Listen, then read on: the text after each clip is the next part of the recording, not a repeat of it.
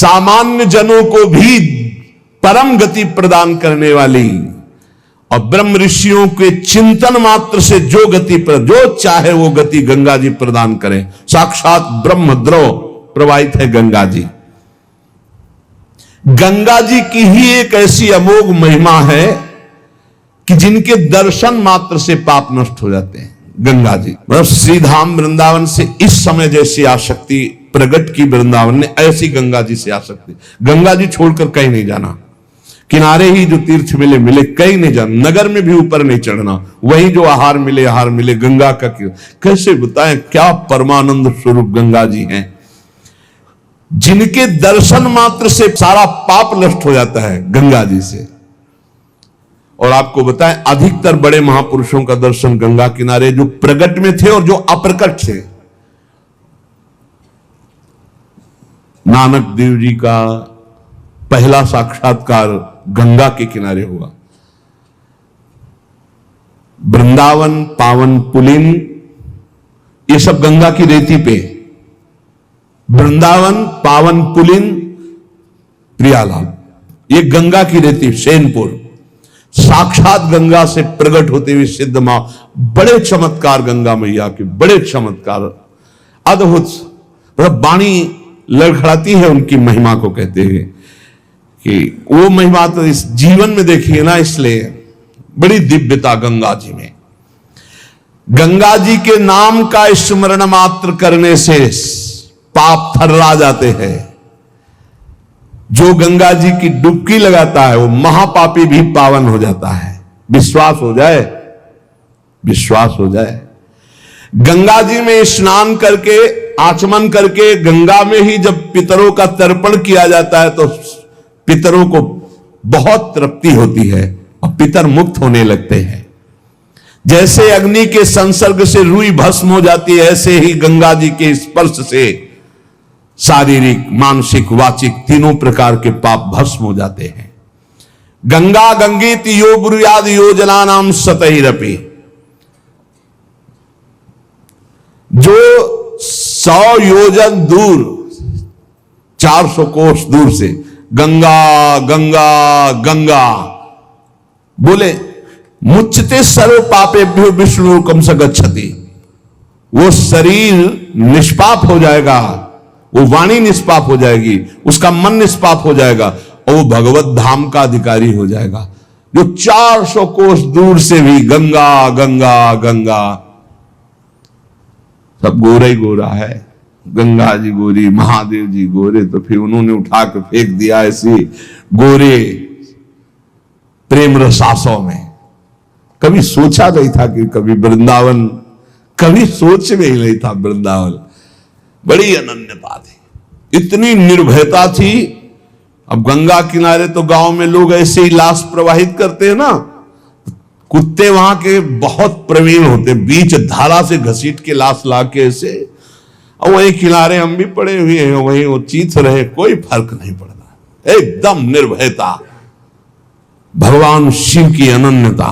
गंगा जी को जब देखते हैं तो एक तो धारा में प्रवाहित होती है, भगवान शिव के जटा में भारी तन्मयता।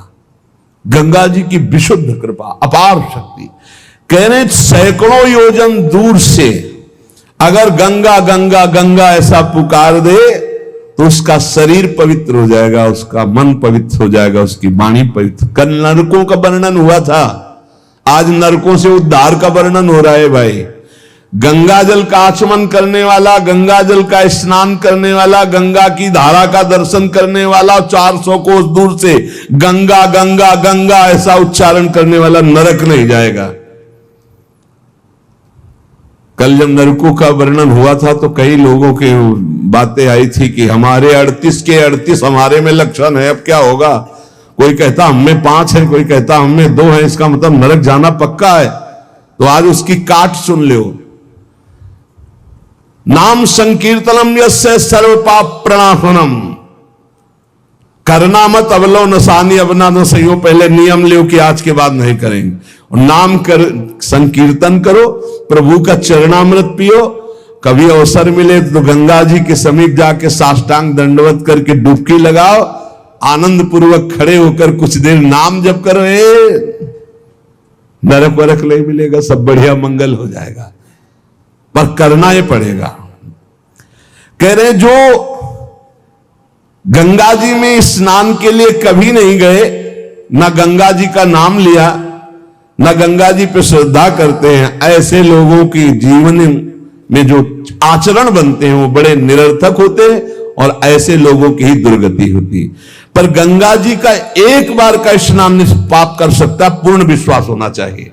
एक बार हरिद्वार में बहुत लोग गंगा स्नान कर रहे थे, तो पार्वती जी ने कहा कि देखो इन सबका उद्धार पक्का हो गया, क्योंकि हम देवी की महिमा को जानती हैं, गंगा की। ये सब स्नान करके, पूर्णिमा का पर्व है, ये स्नान कर रहे हैं, पक्का निष्पाप हो गए। महादेव जी ने कहा नहीं नहीं नहीं। बोले क्यों प्रभु? बोले इनमें कोई गंगा स्नान कर रहा है नहीं, सब पानी में डुबकी लगा के आ रहे हैं, गंगा में थोड़ी लगा के। प्रभु आप भी एक आश्चर्य में बात करते, सब देखो ना कितने भाव से नहा नहा के आ रहे हैं।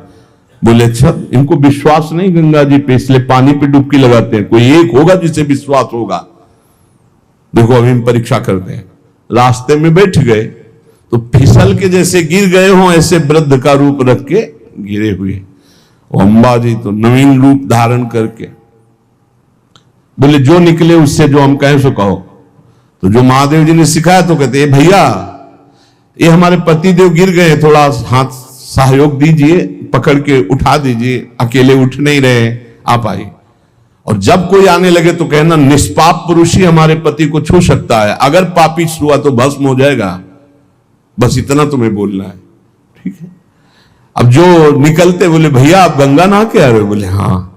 तो बोले आप तो निष्पाप हो ही गए होगे, हमारे पति फिसल के गिर गए, हमारे पति निष्पाप हैं, और जो निष्पाप पुरुष इनको निकाल सकता है, अगर कोई पापी छू लिया तो भस्म हो जाएगा, आप सहयोग करो। बोले गंगा तो नहा के आए पर पाप बहुत तो हुए हो, अगर कहीं पाप नष्ट न हुए हो तो भस्म ही हो जाएंगे।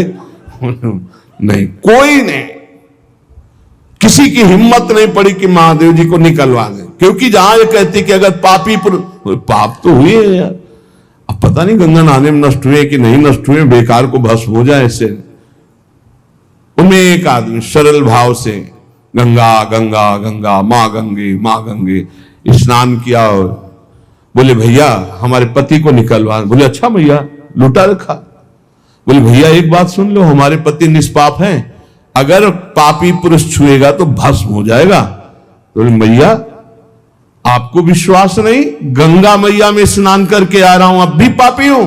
और तत्काल भगवान बाहर निकाल किसी को, जब चला गया तो भगवान शिव ने कहा ये केवल गंगा स्नान करके आया है, इसकी अर्थात भाव विद्यते देवा ना पाषाणे ना मूर्तये। यदि हम भगवान के नाम, भगवान के धाम, भगवान के इन पावन तीर्थों पर दृढ़ विश्वास करते तो बहुत जल्दी लाभ प्राप्त होता है। ये विश्वास के लिए सुनाता शास्त्र, ऋषि मुनि सब ये विश्वास के लिए सुनाते। हमें दृढ़ विश्वास कर लेना चाहिए कि अब हमारा कल्याण तो हो ही गया। जैसे गंगा जी क्या है? भगवान श्री कृष्ण का चरणामृत है। गांगम वारी मनोहारी मुरारी चरणच्युतम त्रिपुरार शिरश्चार, जिसे भगवान शिव मस्तक पर धारण किए। अपने लोग रोज चरणामृत पीते हैं, किनका? प्रिया प्रीतम का।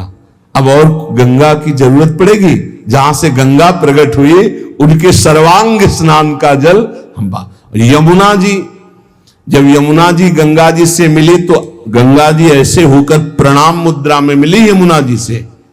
यमुना जी ने कहा तुम्हारा हो भाग्य कि तुम जगत पावन करने वाली गंगा हो। तो उनका तुम्हारे सामने मेरी कोई सामर्थ्य नहीं, क्योंकि तुम में प्रभु पूर्ण अवगाहन करते, हम तो प्रभु की चरण धोवन मात्र हैं। आपके ऊपर तो पूर्ण प्रभु की कृपा है। ब्रजेंद्र सूनु राधिका हृदय प्रपूर्य माणयो महारसाब्द पूरयो रिवाति वेगता रसैक सीम राधिका पदाब्ज भक्ति साधिका तदंग राग पिंजर प्रवाह। श्री लाडली लाल का अंग राग लेकर प्रवाह करती है। ये अपने कल्याण की अब कोई चिंता रह गई? रोज जो चरणामृत पान करता है, काल मृत्यु हरणम सर्व व्याधि विनाशनम श्री कृष्ण पादोदकम पीत्वा पुनर्जन्म न विद्यते। बस विश्वास हो, रजरानी लगाते हैं, राधा राधा बोलते हैं। अब कोई जरूरत कल्याण की, दृढ़ निष्ठा रखो। पर हम कितनों को रोते देखते हैं इस बात के लेके हमारा कल्याण हो जाएगा, हमारा अगला जन्म नहीं होगा। उनको चाहिए कि तुम लिखा पढ़ी करके दे दो। अरे विश्वास मानो यार, विश्वास मानो। कल्याण स्वरूप आप हो चुके हैं, धाम में बैठे हैं, पर आपको विश्वास है नहीं। हित दूर जो विश्वास है तब वही सुधरे बात, ना तरु माया पंथ में फिरे जो टक्कर खात। ये विश्वास करो, एक एक बात कल्याण करने वाली है। भगवती गंगा जी 400 कोस दूर से गंगा गंगा बोले तो भगवान के धाम भेज देती निष्पाप करके। ऐसी महामहिमा श्री गंगा जी के स्मरण में, अवगाहन में, आचमन में, स्नान करने में है। अब ध्यान दे के सुनो, जो न गंगा नहाता है, न नाम जप करता है, न भगवत सेवा करता है, तो पशु योनि में जाता है। कह रहे हैं पूति गंधम तमोमेध्यम वर्जनीयम प्रकीर्तितम पूर्वत भक्षणे प्रीता अद्य पापम करोति च स्तेयशीलो निशाचारी बुद्धिर्गेयः सवंचकः अबुधा सर्वकारेषु अज्ञाता सर्वकर्मसु समयाचारहीनस्तु पशुरेव स बालिसाः। ये पशु योनि में जन्म लेंगे ऐसे लोग। कैसे लोग नरक जाएंगे, कल चर्चा। गंगा जी की महिमा अपार। अब सुनो, पशु योनि में कौन जाएगा?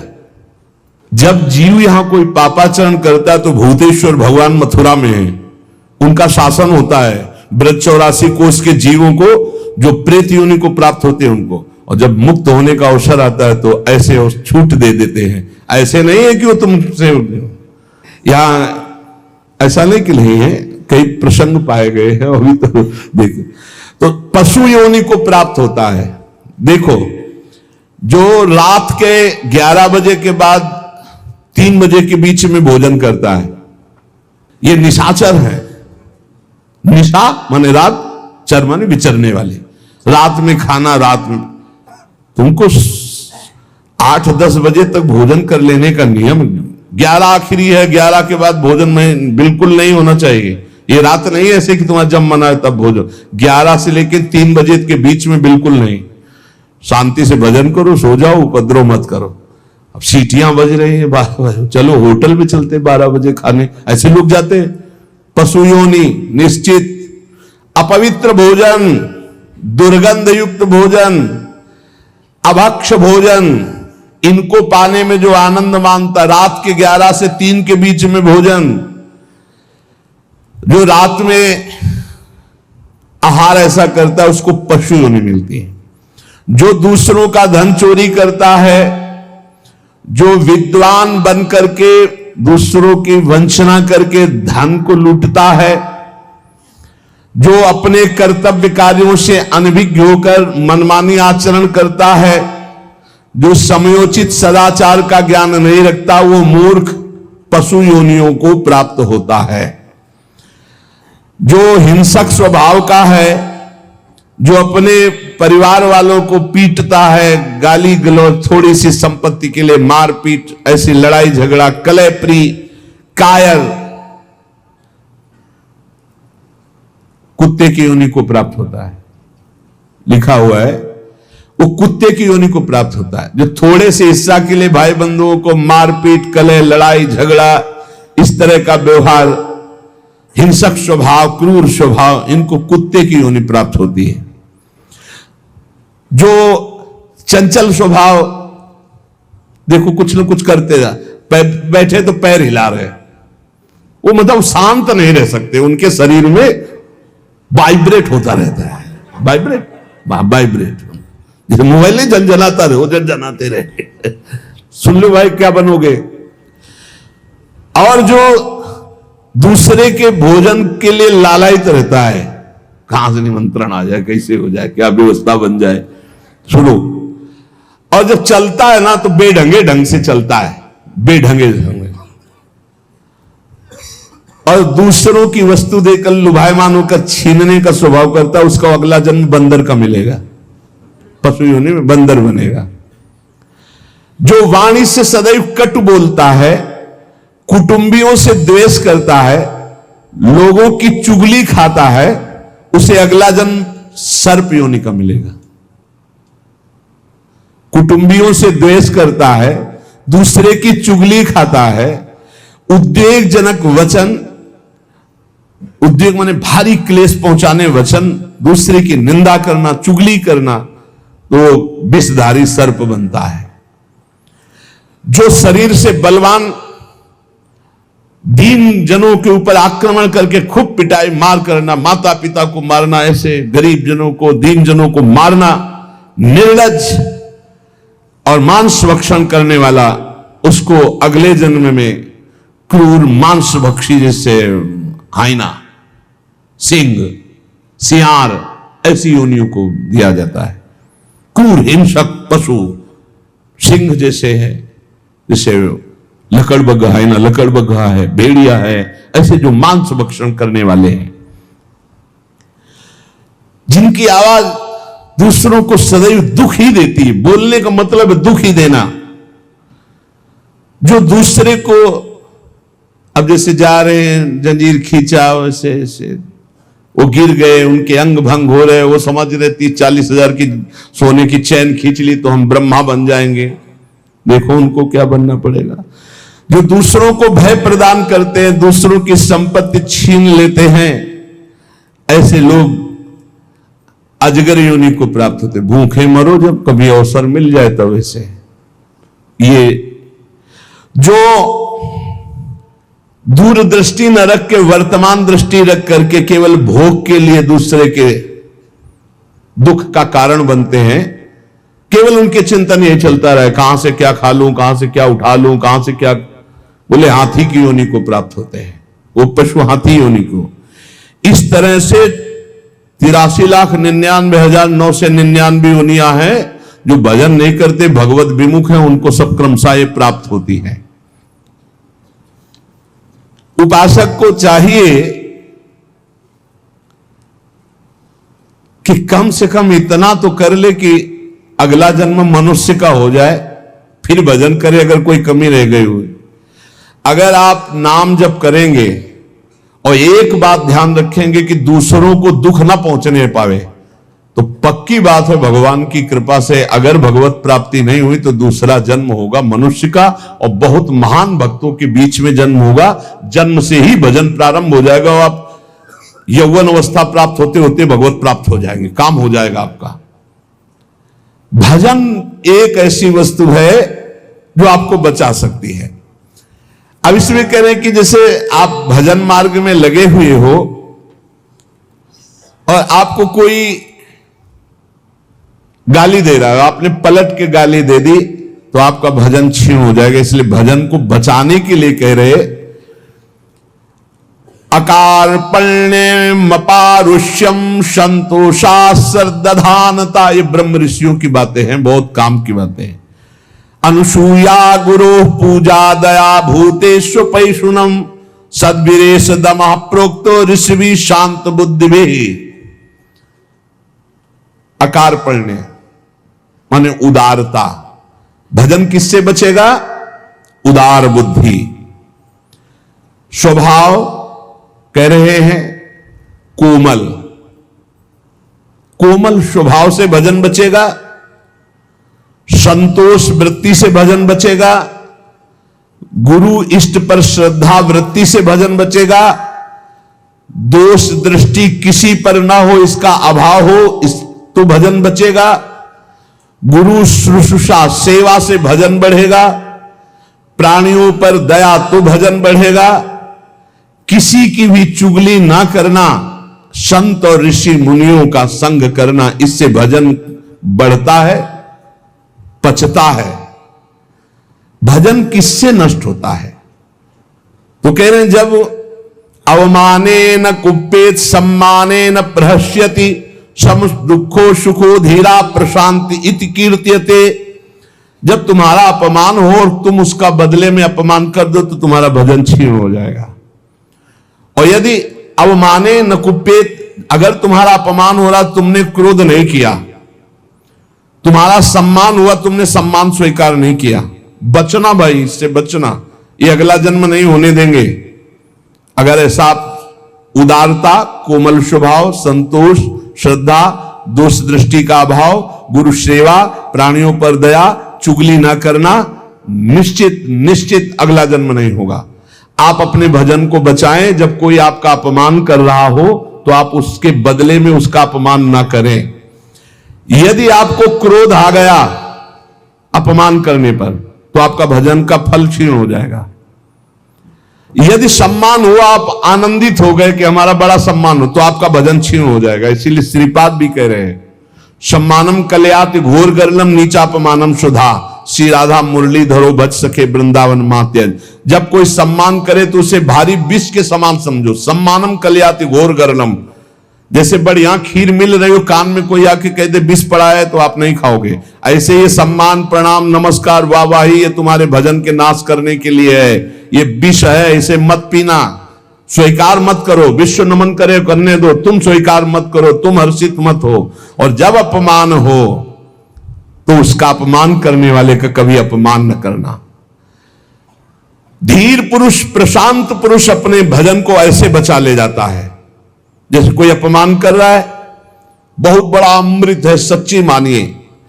जिसका अपमान हो रहा है वो साधु पुरुष जब अपमान सह जाता है तो उसका भजन बढ़ता है, वो सुख से भगवान में शयन करता है। और जब अपमान हुआ और अपमान दूसरे का कर देता है तो उसका भजन क्षीण हो जाता है, वो अशांत होकर के फिर जगत में शयन करता है।